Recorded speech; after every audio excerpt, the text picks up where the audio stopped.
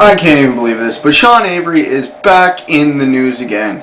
Here I was thinking Brian Burke might be the only guy stupid enough to pick up Sean Avery for one of two reasons. A, his contract is ridiculous, even at half the price for what he brings to a team. And B, is Sean Avery.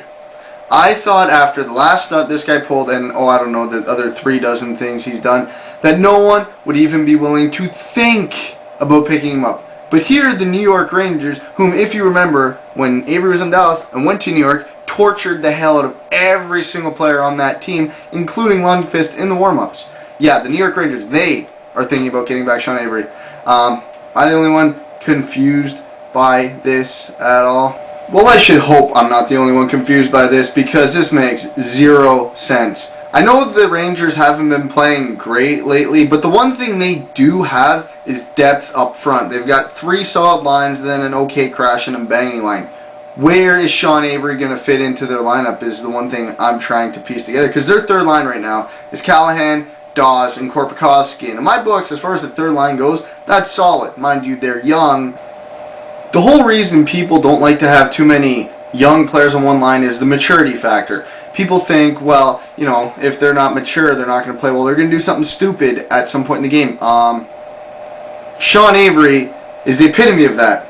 He is the dumbest, most immature player in the NHL by far, so I'd rather have a young idiot than a known idiot in the lineup on the third line. But yeah, that's just my opinion. I'm not getting paid millions of dollars to do it, but apparently neither is the Rangers general manager. But oh well, I hope for all New York fans' sake they don't pick him up, because I don't want to have to deal with this guy again. Now please, to all the media broadcasters out there, do me a favor, never mention this guy again, ever. I don't want to hear Sean Avery, he's dead to me.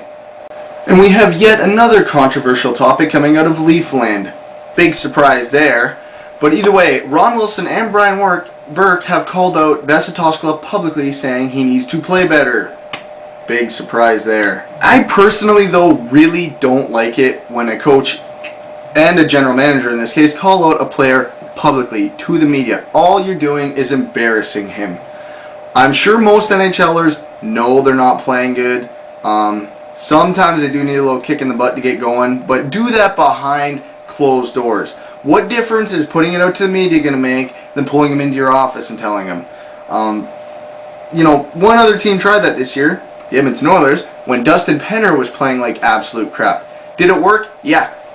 3 games. Hey, Oilers fans, tell me something. Has Dustin Penner done anything of value since just after he got called out? No, it doesn't work. It's never really worked. I could be wrong. If anyone knows an example, comments below. Please tell me. But good news, Leaf fans. Luke Schenn scored a goal! And now it's time for the weekly segment you've all come to look forward to, I hope. SlapSticks Heroes and Zeros of the Week. Hero number 1, Bobby Ryan from the Anaheim Ducks. Remember when he got sent down to the minors at the beginning of the season and everyone started calling him a bust? Not looking that way now. The guy's at a point per game pace on a marginal team, and he is easily caught up to Steve Mason and Drew Doughty in the Rookie of the Year voting right now, in my books anyway. I don't know if he'll win it, but I'd still give it to Mason. But he's there, which is enough said. Because what a lot of people didn't understand at the beginning of the year, when he got sent down, it wasn't a player quality issue, it was a cap issue. They couldn't afford to keep him. I know he only makes like $987,000 a year, but Anaheim was that screwed for money at the beginning of the year. But yeah, now he's called him up, and clearly not a bust. Not easy being the pick after Crosby. Either way. Next hero, or heroes that is, the Dallas Stars.